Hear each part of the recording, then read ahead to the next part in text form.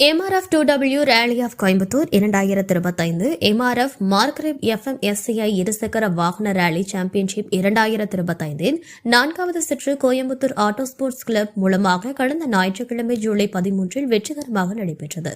இந்திய மோட்டார் விளையாட்டு உலகின் கோவையின் முக்கியத்துவத்தை உறுதி செய்யும் வகையில் இந்த நிகழ்வும் பாராட்டப்படத்தக்கதாக அமைந்தது. இந்த ஆண்டின் ரேலி 76.58 கிலோமீட்டர் தொலைவை கொண்டது. அதில் 52.22 கிலோமீட்டர் ஸ்பெஷல் ஸ்டேஜ்கள் இடம்பெற்றிருந்தது.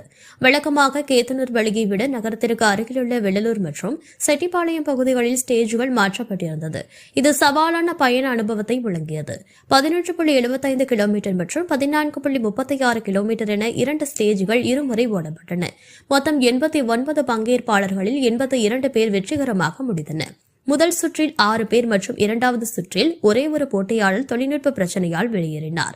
டீம் பேட்ரனஸ் டிவிஎஸ் ரேசிங்கை சேர்ந்த Abdul Baheeth TVS RTR 450cc bike ஓட்டியவர் மொத்த வெற்றியாளராக தேர்ந்தெடுக்கப்பட்டார்.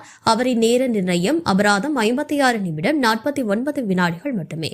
அவரது அணித்தோழர் ராஜேந்திரா 56 நிமிடம் 54 வினாடிகள் அபராதத்துடன் 2ஆம் இடம் பிடித்தார். மேலும் இந்த வருடம் புதிய ஸ்டேஜ்கள் மிகவும் சவாலானவையாகவும் சுவாரஸ்யமாகவும் இருந்தது. இது நான் கலந்து கொண்ட மிக சிறந்த ரேலிகளில் ஒன்று என அப்துல் பகீத் தெரிவித்தார். பெண்கள் பிரிவில் தனிகா ஷன்பாக் வெற்றி பெற்று இந்த ரேலி மிகவும் வேகமாகவும் சிறப்பாகவும் நடைபெற்றது.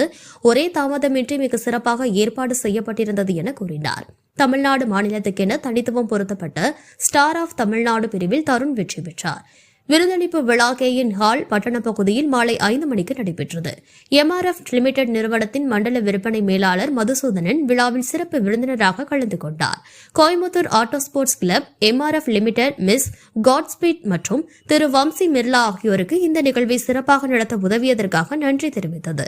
இந்த ஆண்டு கோயம்புத்தூர் நடைபெற்ற மோட்டார் ரேலி வேகம், திறமை மற்றும் ஒழுக்குடன் கூடிய சிறந்த நிகழ்வாக எவரையும் ஈர்த்தது.